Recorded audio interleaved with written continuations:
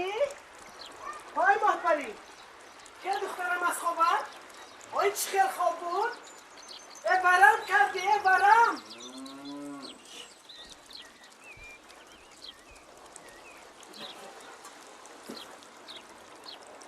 افتم چند قدی نیزه بالا شد جوانای حاضره این قطر خواب را دوست می‌دارنده؟ درستی بچه؟ سلام بینندگان گرامی، پس هر صحنه زیبا شب‌های بیخوابی، شبهه، جستجو و جسارت می‌ایستد. برای تهیه یک فیلم و یا یک نمایشنامه کارگردان تنها مسئول نیست، بلکه هر صحنه، هر لحظه و یا هر نقش نتیجه کار یک زنجیره پرقوت گروه ایجادی است. اکیرا کوروساوا گفته است برای کارگردانی خوب شدن باید جهان باطن انسان را دوست داشت و بعداً زندگی را عمیق درک کرد. زیرا فیلم این تنها حرکت تصویر نیست، بلکه آن درد انسان، آرزوی انسان و جستجوی پر از معنی است. همین عقیده و نگاه عمیق ما را امروز به فیلم پری از پس کوه قاف میبرد که پس هر صحنه آن زحمت و مهنت مؤلف و کارگردانی آن بهرام سیف‌الدینوف پنهان است که همین حالا در برنامه نقش آشکار خواهیم گفت. انیق‌ترش اطراف نقش هنرمندان و ماهیت این فیلم صحبت را با ایشان آغاز میکنیم. خوش آمدید. سلامت باشید. تشکر برای دعوتتان در تلویزیونی سفینه که یکی از شبکه‌های از همه دوست داشته ترین مردمی تاجیک است. برای ما نیز باعث افتخار است که امروز روبرو با شما در صحبت هستیم. سلامت باشید. تشکر.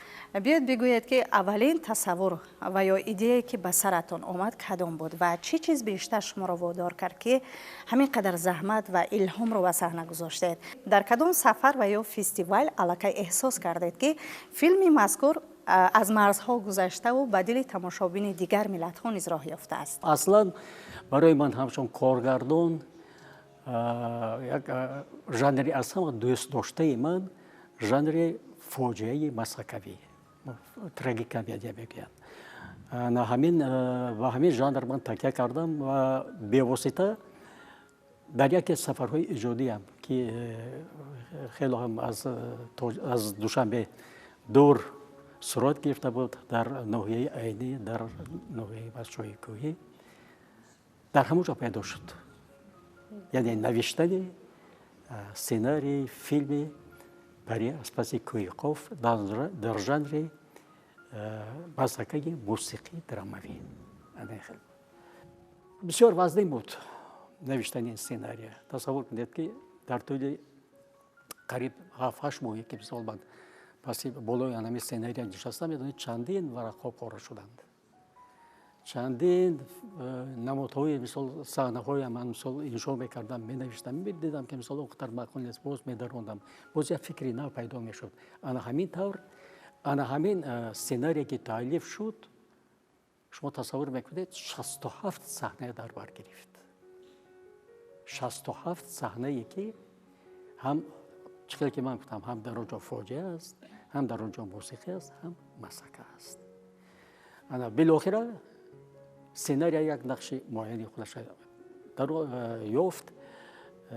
سیناری با یک صورت مخصوص یعنی که پیدا شد و وقتی که مثال من اینا به شروع بدهی که استودیوی تاجیک فیلم آوردم، در حقیقت در حیرت ماندم که خیلی هم سیناری عجیب است و مخصوص در کینوی تاجیک در همین ژانر فیلم ها نگر. وقتی که فیلم مثال تماشابین تماشا کرد، خیلی هم یک نخست نمایش بسیار کلام بود در سابق کاخ جامعه که اینقدر مردم جمع شده بودن اینجا.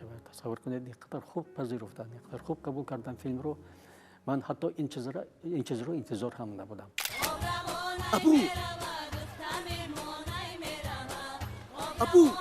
ابو علی زود اینجا بیا. ابو چی بگویی واری؟ زود اینجا بیا.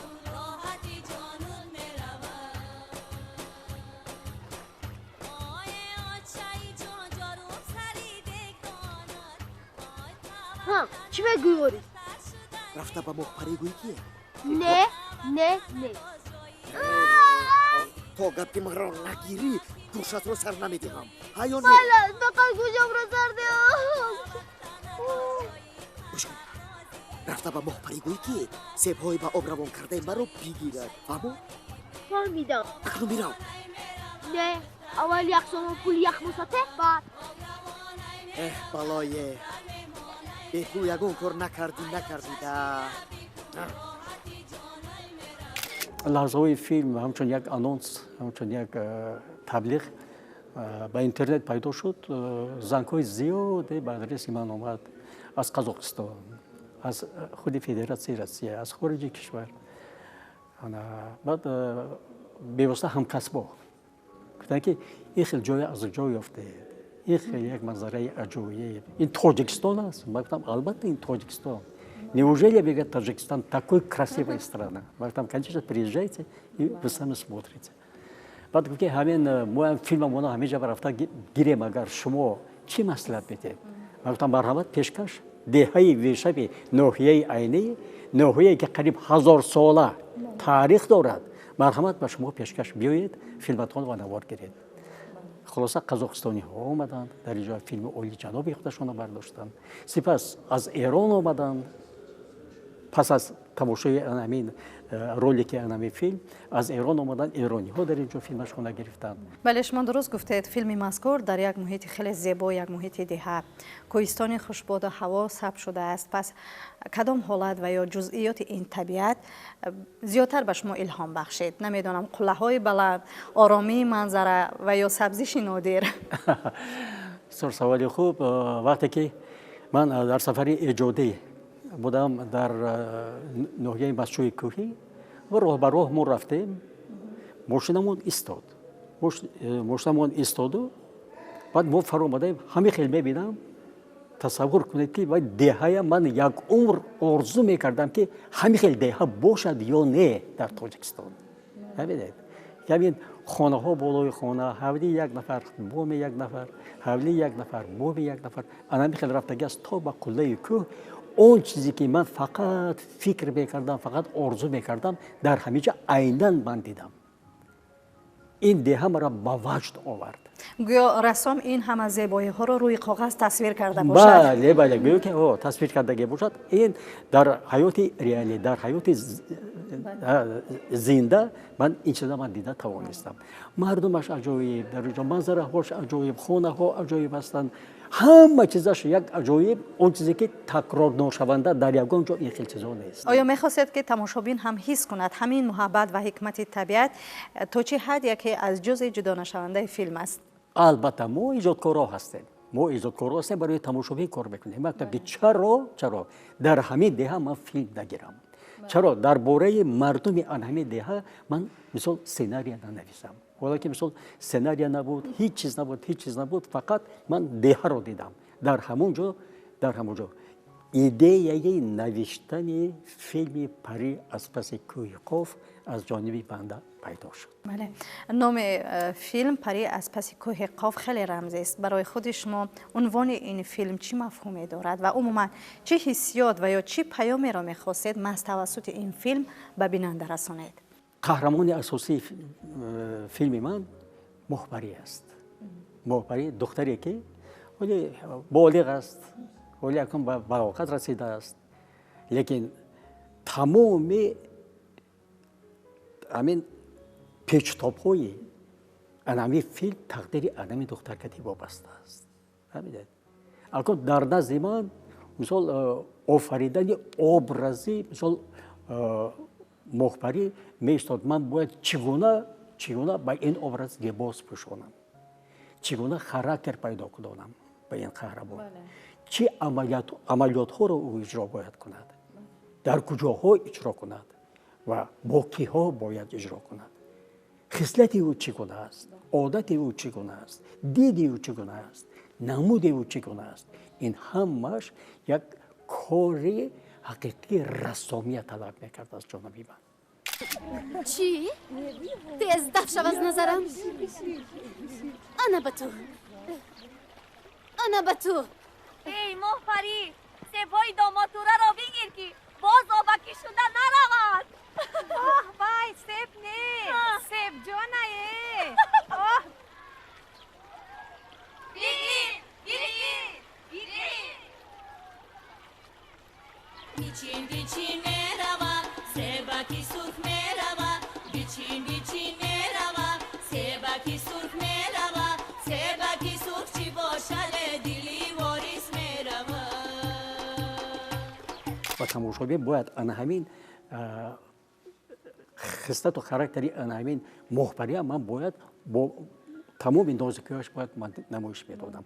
البته خود شما مثال تماشا کردگی هستید چقدر عملیات‌ها هستند در اونجا اثر مثال سرگذشت‌های این دختر چگونه هست مثال هم شبانه عملیات میگذارند هم روزانه عملیات میگذارند دیگر رو فهمیدید انا همین چیز نام فیلم پیدا کرد یعنی پری در پس کوی قاف. آیا لحظه بود در فیلم یگان هنرمند مثلا با اجرای نقش خود شما را در حیرت مانده باشد یعنی از انتظاریتان بالاتر نقش خود را بازیده است؟ من بسیار میخواستم که تمام هنرمندایی که مثال در همین فیلم اشتراک میکنند نقش اجرا میکنند مرا به حیرت گذارد.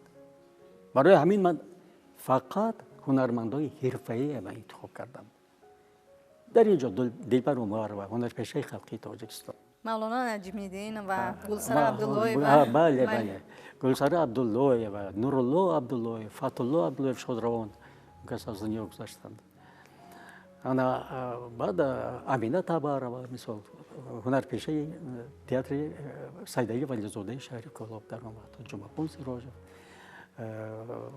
از خوجند مثال چقدر هنرمند بودند از تئاتر خوجند که هاشم جان رحیموف در اونجا اشتراک کرد از تئاتر خوجند. همین یکی از هنرمندای کینوی تاجیک بهترین هنرمند کینوی تاجیک اینقدر مثال فیلم های زیادی و اون کس اشتراک کرده هستند نقش آفریده هستند.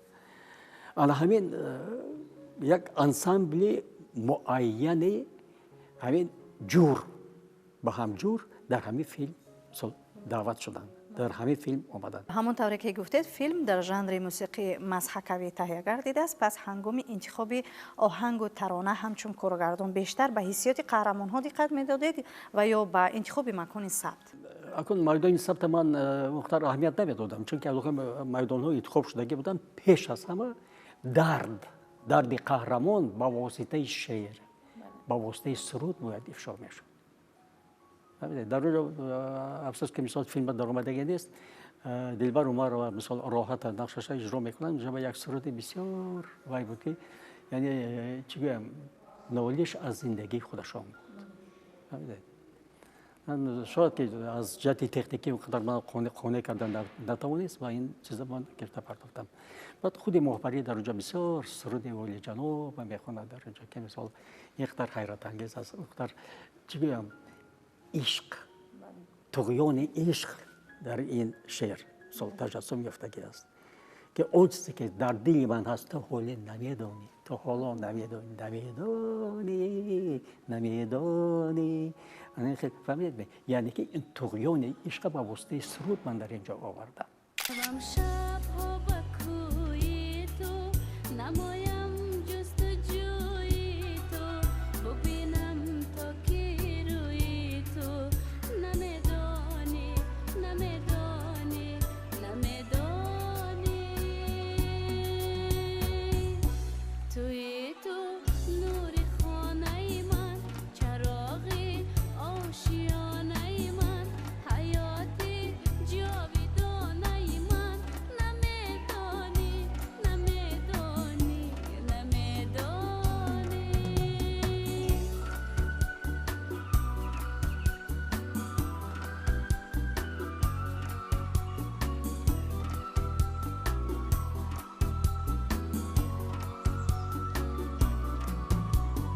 یعنی بیشتر تاکید کردید که در فیلم مذکور انمون عرف و عادت عنعنه‌های خاص ملی تاجیکانه را نشان بدهید تا اینکه هر نفری که فیلم را تماشا میکند از ارزش‌های زندگی مردم تاجیک آگاه شود. درست؟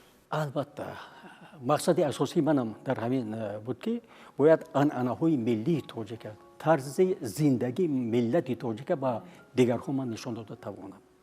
بعد که مثال با این چیزا تاکید میکنم حتما در اونجا باید شعر هم باشد سرود هم باشد در اونجا توی هم باشد در اونجا نمیدونم یک فوجیه هم باید در اونجا باشد که مثال کسی میمیرد و موافقه انعنای موافقه رسم چگونه باید مثال این مثال گسیل کرد مثال یا که توی ها چگونه باید گذرند.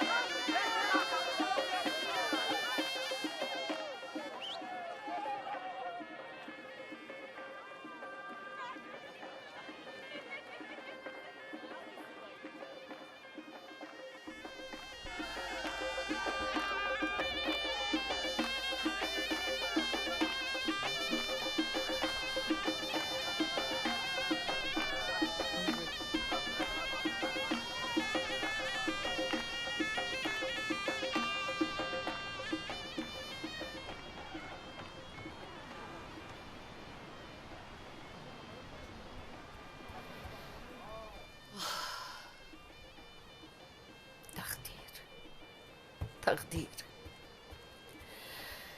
خدا یکی رو تخت و بخت و دولت داده است. چه آرزوهایی که در دل دارند به آرزوهایشون میرسند. توی برپا میکنند، خرسندی ها میکنند.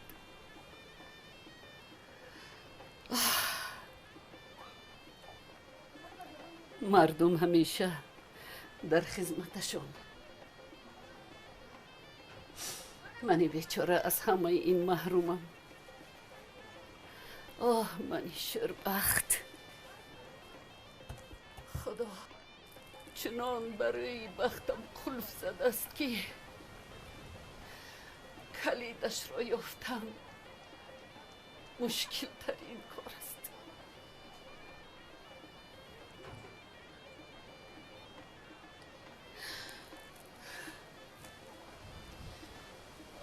تنهایی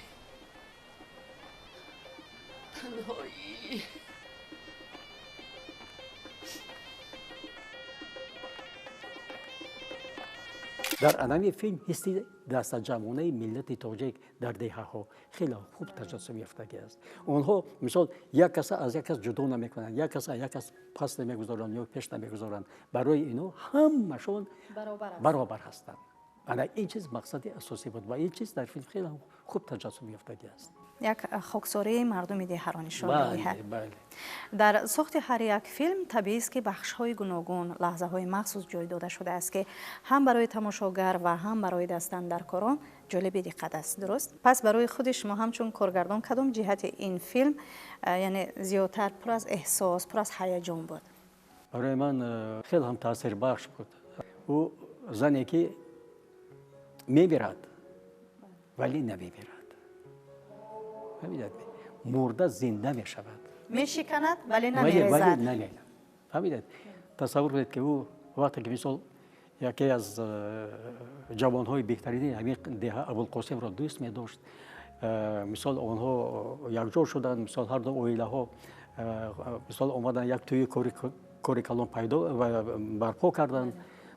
متاسفانه آن دشمنان ابوالقاسم همون شب داماد زهر دادن میکشند، وفات میکند و راحت تا به درجه دیوانگی میرسد. این فاجعه خیلی هم بزرگ است و پدر و مادرش هم از عالم میگذرند در طول یک سال. انا همین طور در زندگی یک تا خودش میماند، در یک حولی، در یک خانه کوهستان یک خودش زندگی میکند. همین او دیگر از ترس گم کردگی بود، از هیچ چیز نمی هراسید، لیکن سخنش روی راست به مردم می گفت. аллакай дар зиндагӣ қавӣ шуда буд. бале хеле қавӣ шудагӣ буд. барои ҳамин як медонед образи ҳақиқии зани нотарси тоҷик аст дар ин ҷо. зане ки худашро удда карда метавонад, зане ки суханашро гуфта метавонад, зане ки корашро карда метавонад. образи анамихел занҳо ҳаст. офаридани кадом нақш дар филм душвор буд ба фикратон, ҳам аз ҷиҳати равонӣ ва ҳам аз нигоҳи эҷодӣ? ягонташ ман ки худам ки муаллиф ки будам, худам ки коргардон будам, барои ҳаман образҳо барои ман душворӣ намекашидам. шояд ки актёрро душворӣ мекашиданд, лекин ки ман инҳо бисёр самти дуруст ва равона мекардам. ман мефаҳмонам ки мисол мақсади асосии қаҳрамони ту ин аст ва инҳо пурра ворид мешуданд. профессионал ҳастанд, инҳо касбӣ ҳастанд актёрҳо. фаҳмидед, ана ворид мешуданду ба дараҷаи олӣ бозӣ мекарданд. ягонта актёри ман бад бозӣ кардагӣ нест дар ҳамин ҷа. ба дараҷаи олӣ бозӣ кардагӣ ҳастанд. Assalomu alaykum opayi, sog'san, maqsadsiz. Ziyod astet. Moparijon, inqadar tu xushro'y shudi. خدا تا میخدم خشوی توشیدایی این کرده چقدر زیاد میده Maxsus dugonajon, maxsus. Imshab chunon raqs kunam. Chunon raqs kunam ki hammaya devona kunam. Ba'ziha raqsum zanad dugonajon. қувваи асосии як нақши муваффақ дар чиз ба фикратон? дар матни таъсирбахш, дар бозии ҳунарманд ё дар роҳнамоии коргардон? дар ҳамаш. тасаввур кунед ки роҳнамоии коргардон бошаду агар ҳунарпеша агар беҳунар бошад, агар тасаввур кунед ва чӣ мешавад? ё ки мисол наворбардор мисол кадро ҳамин наворро мисол каҷ гирад ё ки мисол бесифат гирад агар. фаҳмидед, ин хел чизо аст. барои ки ин кори коллективӣ аст. ҳама бояд вазифаи худашро 100% иҷро кунад. дар ҳамон вақт филм мешавад. ҳар боре ки масалан филми мазкурро ҳамчун коргардон тамошо мекунед, оё ягон каму костагиҳоро мебинед ё на? эҷодкор набояд қонеъ бошад аз кори худ. ман худам медонам ки мисол чӣ камбудиҳо дорад филм, чӣ норасоиҳо дорад, чиза ман карда тавонистам, чиза ман карда натавонистам.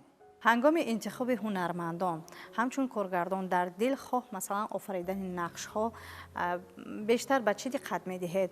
намедонам, ба лаёқати ҳунарманд ва ё ба симою ҷаҳони ботинии офаранда? лаёқати ҳунарманд ин бисёр чизи муҳим аст. вақте ки ҳунарманд якбора ҳунарманди асил бошад, агар ӯ якбора ҳам мисол одами бада, нақши мисол образи бада манфия офарида метавонад ва дар як муддат ӯ метавонад ки худашро ба образи мусбат яъне ки табдил диҳад. фаҳмидед, ин аз ҳунари баланди мисол ҳунарманд вобастагӣ дорад. دختری امکی غیاس و خاله ساسن مهپری بوده است. این تهمت، این دروغ است. این تهمت مردم باور نکنید. این تهمت است. این در حق خانواده من تهمت کرده ایستاده گل جمال به دهانت نگاه کرده گپ زن. تهمت هم به عیبش بودگیست. های سوسن دادوهای کمتر کنو نسبی شبیه ها دخترد رو از کوچه خوندار مردم روی قدر دیوانه نکن. ای دختری من به صاحب نه، دختری من صاحب دارد، دختری من خانه و در دارد. филми пари аз паси кӯҳи қоф як дастоварде буд дар синамои миллӣ, зеро маҳз дар даврони соҳиби истиқлолӣ ба навор гирифта шудааст ва фарогири мавзӯъҳои хеле ҷолиб аст ва соҳиби ҷоизаҳои мухталиф низ гардидааст. пас ба назари шумо ҷоиза бештар масъулият меорад ё озодӣ барои корҳои минбаъда? ҷоиза ин эътирофи филм аз ҷониби тамошобин аст. фаҳмидед, ин ҳамин ман ҳам хел мефаҳмам ин чиза. вақте ки дар кинофестивалҳо иштирок кард, дар анапа вақте ки мисол филми пари аз паси кӯҳи қоф худи ҳамун кинофестивали анапаро оғоз бахшид. фаҳмидед, ин барои ман як дунёи дигар буд.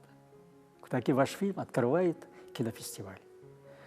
сипас дар кинофестивали самара иштирок кард дар федератсияи Россия. фаҳмидед, инам як баҳои хеле хуб гирифт аз ҳарду кинофестивалҳо. ببینید این البته ما پیش از همه روح بلند میکند، پیش از همه وادار میکند که باز ما در یک جا نیستیم، باید ما حرکت کنیم، باید فیلم های نو آفریم، سیناری های نو نویسیم، یعنی که ما باید از عالم ایجاد دور نرویم. در حولی ما برگزار میگردد مرحمت. خدا جان خانده قربان چام داد و رفت دیدن داد با خدا جان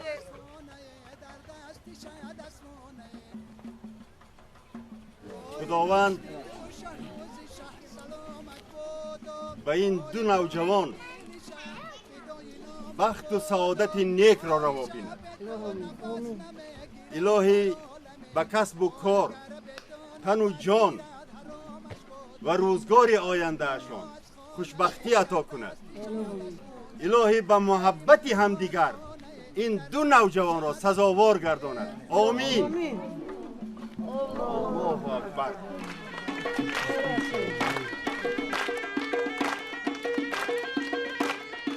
آیا مقصد دارد که همین گونه فیلم های وطن دوستی و خویشتن شناسی را مخصوص به استقبال جشن 35 سالگی استقلالیت دولتی به نوار گیرید؟ البته من الان سیناری پیشنهاد کرده هستم. روزهای نزدیک یک پیچینگ کلان در کینوستودیوی دولتی تاجیک فیلم برگزار گردید که سیناری ما هم در اونجا وارد شد.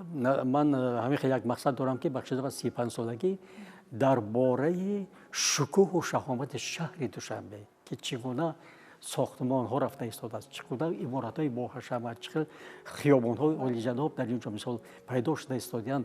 انا همین زمان با همچون فیلم هنری با اشتراک هنرپیشه باید نوار برداری کنیم. به شما برار می‌خواهیم در این پیراه و تشکر می‌گوییم برای اندیشه های عمیق، برای آنی که ما را به جهان ایجاد نزدیکتر کردید و بگذار هر فیلمی که آفریده می شود نه تنها دیده شود بلکه از عمق، یعنی هر ماهیت آن حس کرده شود. بینندگان گرامی، همین حالا ما نه تنها اطراف یک فیلم صحبت کردیم بلکه به پس پرده قدم گذاشتیم، آنجایی که فکر به تصویر تبدیل می‌یابد و آرزو به واقعیت. فهمیدیم که هر نقش این تنها بازی نیست بلکه نتیجه مهنت، صبر و دید عمیق کارگردان است. بزرگ گفته است هنر آینه روح انسان است. وقتی که آینه صاف باشد حقیقت روشن‌تر می‌نماید و بگذار چراغ سینمای ملی ما نیز همیشه فروزان باشد و هر اثر پرمحتوا قدم نو باشد، یک امکانیت سازنده باشد به سوی موفقیت، به سوی فرهنگ والا و به سوی آینده پر افتخار. با همین برنامه نقش را انجام می‌بخشیم. خیر عزیزان.